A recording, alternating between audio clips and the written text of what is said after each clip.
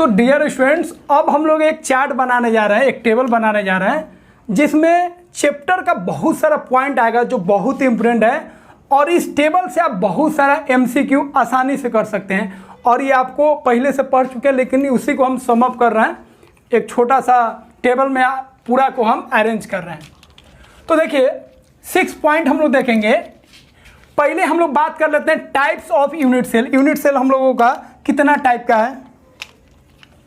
तो एक unit cell होता है ACC, जिसके बारे में आप जानते हैं, सिंपल क्यूबिक यूनिट सेल। एक होता है BCC और एक होता है FCC, जिसको CCP भी बोलते हैं, और एक होता है HCP। ठीक है, फुल फॉर्म हम नहीं लिखवाएंगे, फुल फॉर्म इसका हम नहीं लिखवाएंगे, आप ऑलरेडी जानते हैं, स्पेस ज़्यादा लेगा। ACC मतलब simple cubic unit cell, BCC मतलब body centre cubic unit cell, FCC मतलब face centre cubic unit cell, और CCP मतलब उसी को CCP भी बोलते हैं, क्यूबिकल क्लोज पैकिंग, और HCP मतलब हेक्सागोनल क्लोज पैकिंग। ये ऑलरेडी आप सीख चुके हैं। तो चलिए अब हम बारी बारी से सब पॉइंट को हम लोग देखते हैं।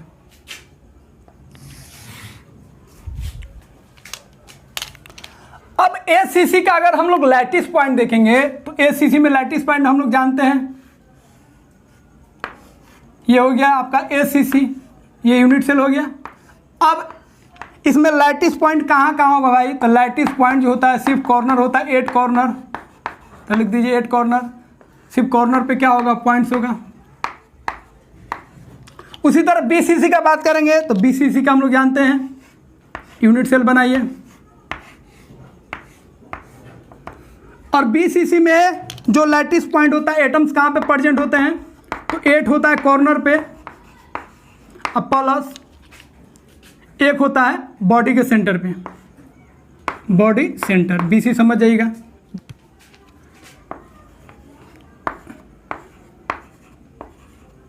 नहीं तो बच्चा सब कुछ और समझ जाता है, लिखा जाता है कुछ और, समझ जाता है कुछ और। कभी कभी ऐसे BC लिखते हैं, बच्चा सब कुछ और समझ गया। इस BC का मतलब हम लोग केमिस्ट्री में यूज करते हैं बिकॉज, इसीलिए सबका ध्यान रखिएगा। तो जो केमिस्ट्री में हम लोग समझना है वही समझिएगा, कुछ और नहीं समझना है। तो ये हो गया आपका। उसी तरह FCC में बात करेंगे तो FCC में कैसे बनेगा? FCC में उसी तरह लैटिस पॉइंट बना दीजिए।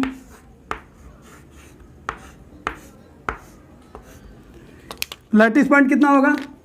इसमें लैटिस पॉइंट हो जाएगा 8 कॉर्नर होगा, प्लस 6 हो जाएगा फेस सेंटर। ठीक है, FC मतलब समझ जाएगा फेस सेंटर, या पूरा लिख ही देते हैं फेस सेंटर। यहाँ पे BC मतलब लिख देते हैं 1 बॉडी सेंटर। तो क्या ठिकाना। ठीक है, उसके बाद हम लोग बात करेंगे HCP। तो HCP आप जानते हैं, हेक्सागोनल क्लोज पैकिंग। इसका लैटिस पॉइंट कितना होता है? तो इसका लैटिस पॉइंट होता है 12 हो जाएगा कॉर्नर, प्लस फेस सेंटर कितना हो जाएगा? तो इसमें फेस सेंटर होता है 2, 12 होता है कॉर्नर, 6 नीचे 6 ऊपर कॉर्नर हो गया, 12 कॉर्नर, 2 फेस सेंटर हो गया,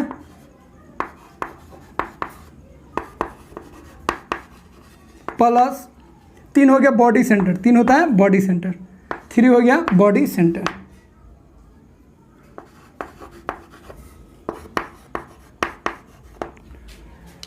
चलिए ये हो गया। तो ये पूरा क्लियर हो गया। अब हम लोग एग्जाम्पल की बात करते हैं।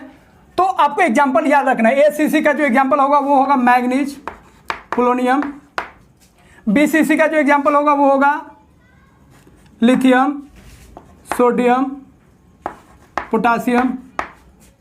उसके बाद FCC का जो एग्जाम्पल होगा वो होगा FCC, या उसी को बोलेंगे CCP, copper, silver, aluminium, common salt. तो एग्जाम्पल आपको मस्ट याद रखना है। उसके बाद HCP का बात करेंगे तो HCP का जो होगा वो मैग्नीशियम, जिंक, एक और लिख सकते हैं बेरिलियम, लेकिन ये दोनों आप मस्ट याद रखिएगा, ये NCERT का है। ठीक है। BCC में एक और ध्यान रखिएगा, सीजियम क्लोराइड, ये भी एग्जाम्पल होता है, ये सब काम आएगा। ठीक है, तो ये हो गया एग्जाम्पल आपको ध्यान रखना है। कोऑर्डिनेशन नंबर बात करेंगे तो ACC में कोऑर्डिनेशन नंबर कितना होता है? 6।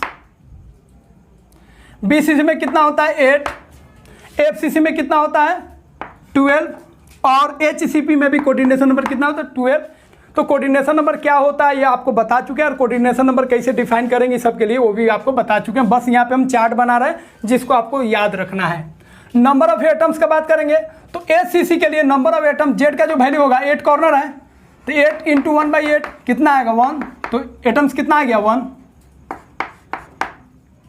इसके लिए बात करेंगे BCC के लिए एटम्स कितना होता है 8 कॉर्नर पे होता है 1/8 अब प्लस एक बॉडी सेंटर पे होता है 1 × 1 कितना आ गया कट गए तो ये आया 2, तो जेड का वैल्यू कितना हो जाएगा 2। तो इसके लिए कितना एटम्स आया 2, इसके लिए कितना आया 1। उसके बाद FCC के लिए बात करेंगे तो जेड बराबर कितना हो जाएगा 8 कॉर्नर 1/8 प्लस 6 फेस सेंटर, तो फेस सेंटर का 1/2 तो ये कितना हो गया 1 + 3 कितना हो गया 4, तो इसके लिए कितना आएगा 4। ये सब आपको बता चुके हैं, बस यहाँ पे हम चार्ट बना रहे हैं ताकि आप आसानी से इसको लर्न कर सके और इस पे क्वेश्चन बहुत सारा बनता है। HCP के लिए तो जेड बराबर कितना होगा 12 कॉर्नर, कॉर्नर का यहाँ पे ध्यान रखेंगे 1/8 नहीं होगा 1/6 होगा क्योंकि यहाँ पे कॉर्नर वाला 6 यूनिट सेल से ज्वाइंट होता है, प्लस 3 बॉडी सेंटर हो गया और 2 फेस सेंटर हो गया। अब इसको कैलकुलेट करेंगे तो 2 3 5 और 1 6, तो यहाँ पे 6 हो गया तो कितना एटम्स आया 6। तो ये सब आपको याद रखना है। HCC के लिए एटम्स 1, BCC के लिए 2, FCC के लिए 4 हो गया और HCP के लिए कितना आ गया 6। उसके बाद बात करेंगे पैकिंग एफिशिएंसी। तो पैकिंग एफिशिएंसी निकालने के लिए आपको रिलेशन बिटवीन एज लेंथ और रेडियस आपको मस्ट याद रखना है, डायरेक्ट क्वेश्चन उस पर पूछता है। तो इसमें A = कितना होता है 2R। अब पैकिंग एफिशिएंसी का फॉर्मूला कितना हो जाएगा Z का वैल्यू कितना हो जाएगा 1 × 4/3 πr³ और नीचे A³ होता है, A के जगह पर कितना हो जाएगा 2R³ × 100। इसको जब सिंप्लीफाई करेंगे तो कितना आएगा 52%, 52.4% इतना आ जाएगा। तो ये आपको मस्ट ध्यान रखना है। उसके बाद बात करेंगे अगर किसके लिए BCC के लिए पैकिंग एफिशिएंसी। BCC के लिए आप ध्यान रखें बॉडी डायगोनल √3A बराबर होता है 4R और इस तरह पैकिंग एफिशिएंसी इसके लिए डिफाइन कर सकते हैं। इसका Z का वैल्यू कितना होता है 2 होता है, 2 × 4/3 πr³ इंटू A के जगह पर कितना लिख सकते हैं 4R/√3 का क्यूब इंटू 100। इसको सॉल्व करेंगे तो कितना आएगा 68%। तो इसका पैकिंग एफिशिएंसी कितना हो गया 68%। तो ये आपको ध्यान रखना है और ये आपको ध्यान रखना है। उसके बाद अब FCC के लिए एज लेंथ और रेडियस में क्या रिलेशन होता है तो √2A = कितना होता है 4R। पैकिंग एफिशिएंसी कितना होगा तो 4 Z का वैल्यू 4 होता है, 4 × 4/3 πr³ अपॉन A³ A के जगह पर कितना लिखेंगे तो A के जगह पर यहाँ पे आप लिख सकते हैं A = √2 से डिवाइड करेंगे तो 2√2R। तो इसको आपको ध्यान रखना है। तो 2√2R का क्यूब करेंगे और 100 से गुना करेंगे तो ये परसेंटेज में आएगा कितना आएगा, ये आ जाएगा आपका 74%। इसको आपको ध्यान रखना है, ये सब पहले भी बता चुके हैं। उसके बाद HCP में बात करेंगे। HCP का अभी तक हम प्रूफ नहीं बताएं पैकिंग एफिशिएंसी का, उसके लिए अलग हम 5-7 मिनट का एक वीडियो बनाएंगे जिसमें आपको उसके बारे में पैकिंग एफिशिएंसी के बारे में बताएंगे। आपको यहाँ पे डायरेक्ट याद रखना है 74%, ठीक है। तो इस तरह आपको ध्यान रखना है। अब ये आपको बता चुके हैं, ये आपका बाकी है तो कभी बता देंगे छोटे से वीडियो में। उसके बाद लास्ट बात एक आपको ध्यान रखना है, ACC को हम लोग बोलते हैं A टाइप। इसका जो अरेंजमेंट होता है वो A टाइप होता है, ठीक है। उसके बाद FCC के लिए टाइप याद रखना है, BCC का कोई टाइप नहीं होता, FCC के लिए होता है ABC टाइप, ये पढ़े भी होंगे। FCC बोलिए या CCP का टाइप कितना होता है ABC टाइप, और HCP का टाइप होता है AB टाइप। इसको ध्यान रखेंगे, डायरेक्ट क्वेश्चन इसमें से पूछा जाता है।